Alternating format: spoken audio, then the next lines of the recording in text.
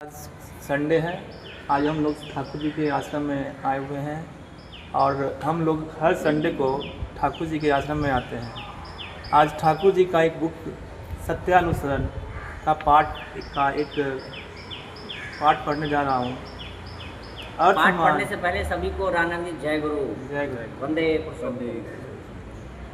अर्थमान यश इत्यादि पाने की आशा में मुझे ठाकुर बनाकर भक्त मत बनो। सावधान हो जाओ, ठगे जाओगे। तुम्हारा ठाकुर न जागने पर कोई तुम्हारा केंद्र भी नहीं, ठाकुर भी नहीं। धोखा देने पर धोखे में पड़ोगे।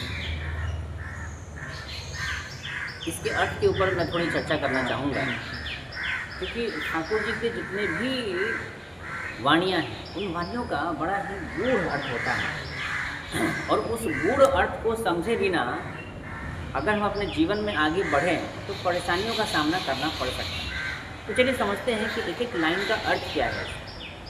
ठाकुर जी कहते हैं कि अर्थ मान यश इत्यादि पाने की आशा में मुझे ठाकुर बनाकर भक्त मत बनो। आपने देखा होगा कि हमारे दैनंदिन जीवन में कभी हम किसी भगवान के पास जाते हैं और कहते हैं कि हे ईश्वर, हमारे इस इच्छा का पूर्ति कर दो, हम 5 किलो लड्डू चढ़ा देंगे। आप ये कर दीजिए, हम भोग चढ़ा देंगे, है ना। अक्सर हम देखते हैं, और ऐसा नहीं, इस मंदिर पे भी ऐसा होता है। हमारा हाईकोर्ट में केस चल रहा है, ठाकुर जी आप जिता दीजिए, हम भोग चढ़ा देंगे। मतलब घूस दे रहे हैं। कहीं ना कहीं हम भगवान को क्या दे रहे हैं, प्रलोभन दे रहे हैं कि हे ईश्वर, आप मेरा ये काम कर दीजिए तो हम आपका ये कर देंगे।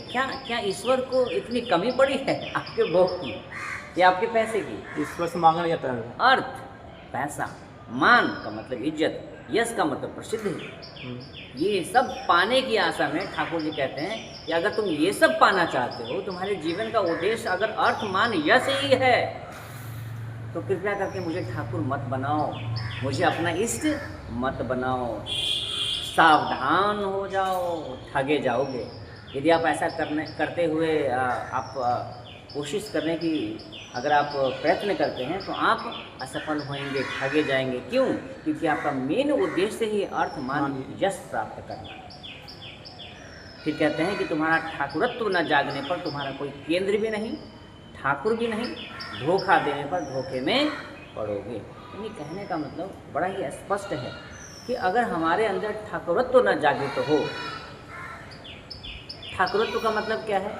इष्ट के प्रति असीम प्रेम।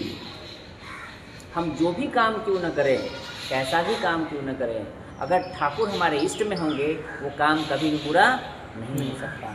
क्योंकि जब ठाकुर जी केंद्र में आ गए तो